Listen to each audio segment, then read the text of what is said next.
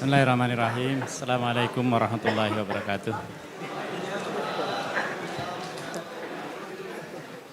Yang terhormat dan yang kita muliakan, kita banggakan pimpinan umum DPD Wahda Islamiyah Pak Kiai Haji Dr. Muhammad Zaitun Rasmin LC.MA serta segenap jajaran, Pak Idris Parakasih dan segenap Wahda asli lainnya. Di sini depan yang kosong nih.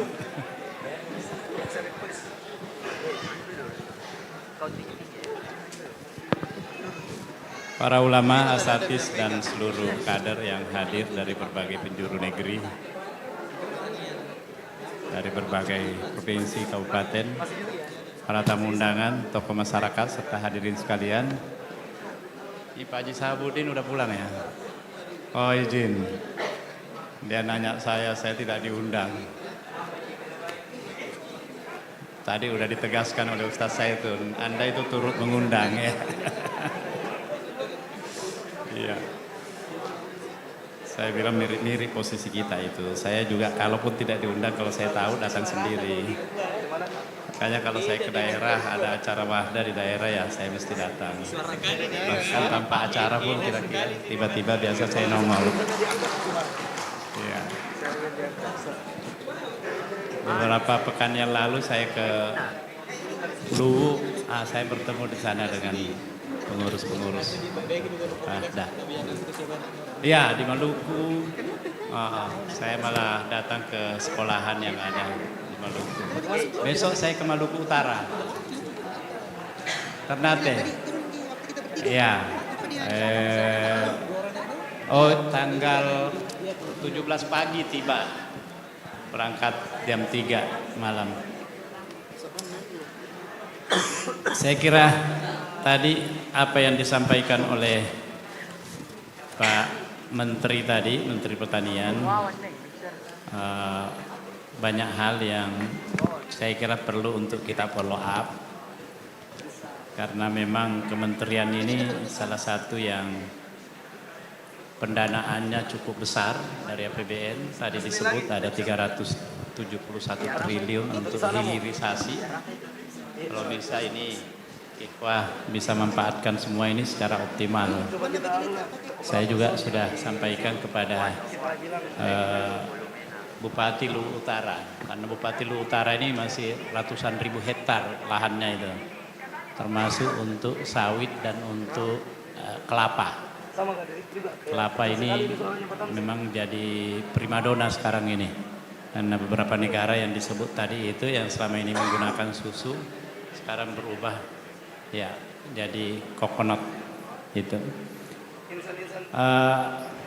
Saya kira tema kita hari ini bersatu berjuang memajukan negeri bukan sekedar slogan musyawarah tahunan.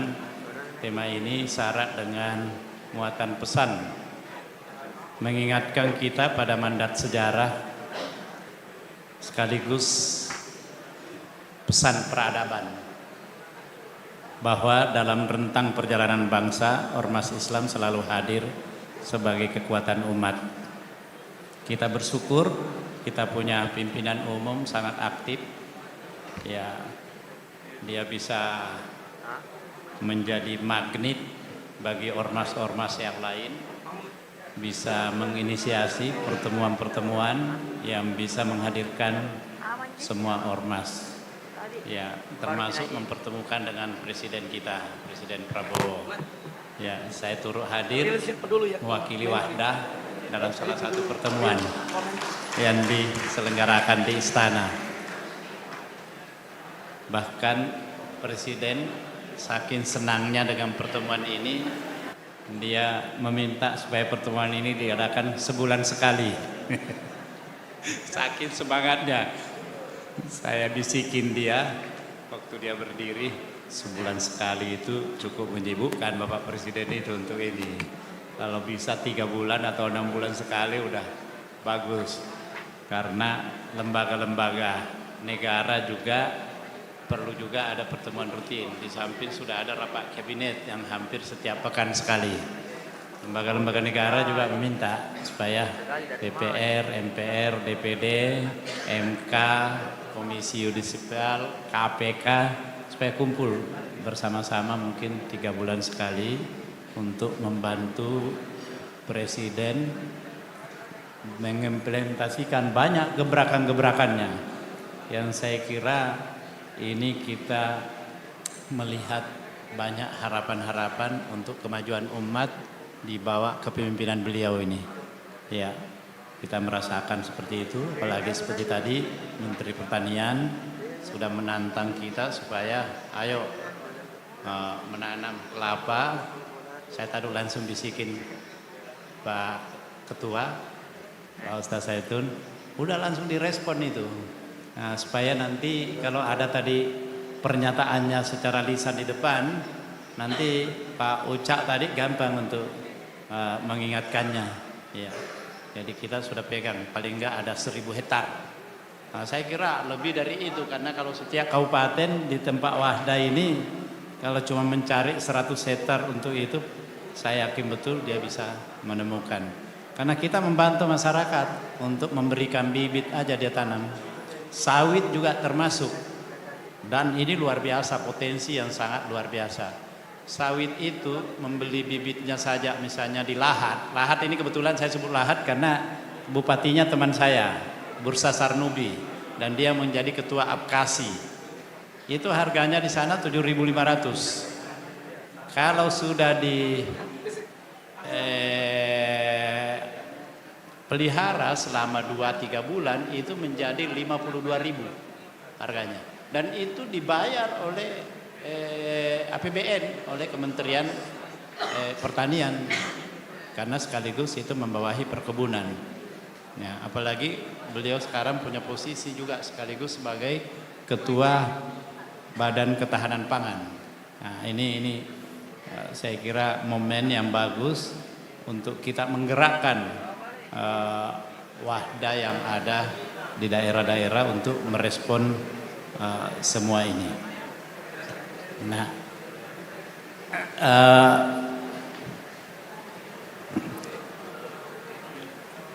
yang lain tentu apa yang menjadi quick win daripada Presiden. Ya, Presiden itu menyampaikan ada 8 prioritas programnya itu yang masuk dalam bahagian daripada Astacita yang menjadi program strategis. Salah satu yang diantaranya saya kira ini tidak bisa kita abaikan, ini pasti akan karena peran Wahda yang ikut mendorong ini. Yang pertama itu dia sebutkan adalah Palestina Merdeka. Nah, itu Palestina Merdeka, makanya dalam pidatonya ketika dia dilantik menjadi presiden itu dia sudah sampaikan itu, dukungan terhadap Palestina Merdeka. Dan ketika MUI Pertanian untuk memberikan bantuan 10.000 ton beras seperti yang disampaikan oleh beliau tadi ya. Jadi ini luar biasa. Yang kedua dia menyampaikan sebelum lantikan saya bertemu, dia menyampaikan, Mas Tamsil, usia saya sekarang ini sudah 73. Saya tidak tahu kapan Allah akan memanggil saya. Tapi salah satu obsesi saya ini bagaimana kita mewujudkan apa yang menjadi tujuan nasional kita, yaitu mencerdaskan kehidupan bangsa dan mensejahterakan masyarakat umum. Saya tidak ingin ada kelaparan yang melanda masyarakat kita. Saya tidak ingin ada kesulitan kerja. Karena itu saya kira waktu bertemu sama Ustaz Zaitun di istana, dia juga menantang. Itu yang mana itu, yang PHK itu, berapa orang? Coba sampaikan datanya ke saya. Saya akan berikan pekerjaan. Saya akan minta supaya dia menangani sawit. Karena sawit sekarang ini ada 3,4 juta hektar yang ditarik oleh pemerintah dari milik swasta karena dinilai dia mengelola sawit dengan menggunakan lahan negara secara ilegal. Itu keseluruhannya ada 6 jutaan hektar. Sekarang penghasilan sawit per hektar itu sekitar 5 juta. Jadi kalau ada 6 juta hektar berarti ada 30 triliun per bulan yang bisa dihasilkan untuk itu. Nah, itu dia menantang. Jadi waktu itu ada buruh yang mengeluh karena banyak PHK. Ya udah, kamu jangan sekedar ngeluh aja, kasih datanya, kita selesaikan. Ya, itu memang sangat responsif beliau terkait dengan. Karena itu saya menyampaikan bahwa ini adalah luar biasa langkah-langkah presiden ini. Sama juga dengan ini, Wahda ini saya senang sekali karena ikut menangani MBG. Saya termasuk ikut melakukan pemantauan dan pengawasan terhadap MBG. Ya memang ada 1-2 masalah, tapi bukan menjadi alasan bahwa itu harus ditutup. Itu MBG itu luar biasa, multiple effect-nya. Kita mempekerjakan orang 50 per dapur. Dari 50 orang yang kita pekerjakan, kita bisa menghidupkan supplier. Supplier kalau ada 5 kali masing-masing 10 karyawannya 50 juga, apalagi kalau ada 10. Ya, ada supplier ayam, supplier daging, supplier telur, supplier sayur mayur, supplier buah-buahan, supplier tempe, tahu, ikan. Itu luar biasa, beras, dan itu yang akan kita ambil itu yang ada di sekitar lingkungan tempat MBG berada. Belum lagi kalau MBG ini mendorong supaya setiap anggotanya menjadi pemegang saham. Misalnya 50 karyawannya itu setiap bulan dia sisihkan gajinya 500 ribu rupiah, itu 25 juta per bulan. 25 juta per bulan kalau dia ikut saham itu sama dengan 1%. 1% itu bisa menghasilkan sampai 10% dari nilai investasi. Saya sudah hitung itu. Paling sedikit kalau 25 juta 1.500.000 sampai 2.500.000 bisa dia peroleh. Ini pendapatan yang jauh lebih tinggi dibandingkan disimpan di bank. Belum lagi di bank bisa riba. Ini tidak investasi. Belum lagi yang lain-lain kalau kita libatkan.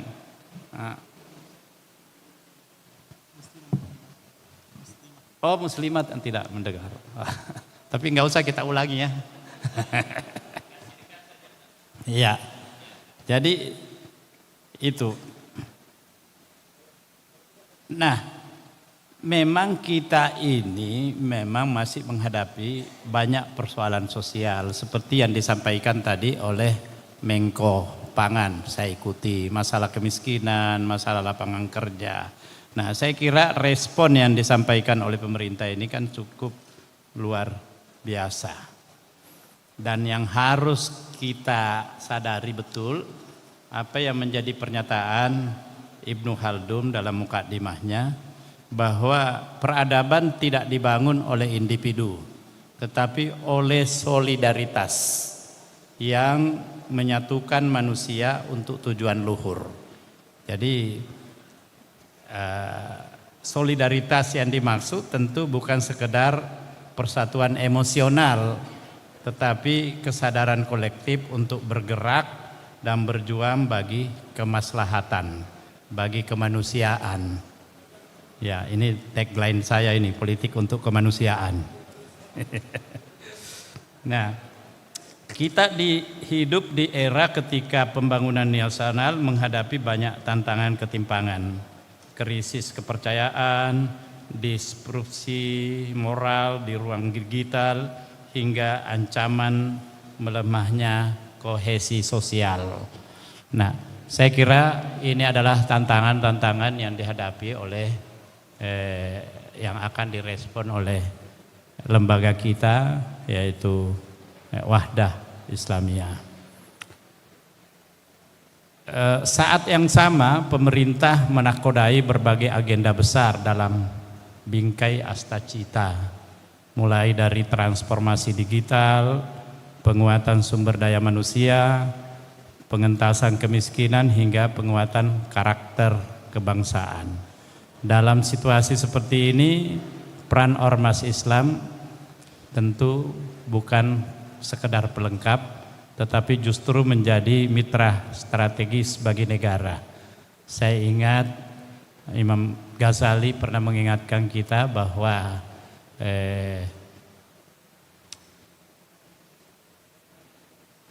organisasi keagamaan itu dengan negara itu harus menyatu. Satu yang menjadi penjaga moralitas, satu yang menjadi mengamankan apa yang tadi dilakukan oleh kekuatan-kekuatan yang membangun moralitas ini. Karena itu bangsa ini yang tengah menghadapi banjir informasi, narasi yang tidak sehat, fitnah hingga budaya instan meluas, maka kehadiran ulama dan umara ini tentu sangat diharapkan bisa ikut menjawab permasalahan-permasalahan tersebut. Harus menjadi benteng penting yang menjaga moral publik dan juga menjadi bagian dari entitas masyarakat yang mengedukasi umat tentang informasi yang sehat. Ini juga salah satu tantangan yang kita hadapi. Kemudian